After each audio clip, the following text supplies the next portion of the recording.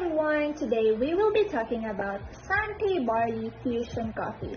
This is one of the best sellers of Sante International. I will be sharing to you guys our personal testimony or feedback regarding this product. Year 2014 when we discovered Sante Barley.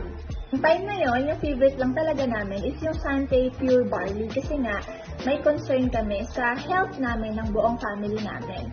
But as time goes by, na-discover namin na isa sa mga bestsellers ng company ay ang Sante Barley Fusion Coffee. This coffee is very special and kung bakit isa siya sa mga bestsellers, malalaman niyo today. This is a healthier coffee made up of Robusta beans, organic barley grass from New Zealand, stevia, and non-dairy creamer. And aroma pa lang, grabe, nakaka-relax na. Let's talk about Robusta coffee beans.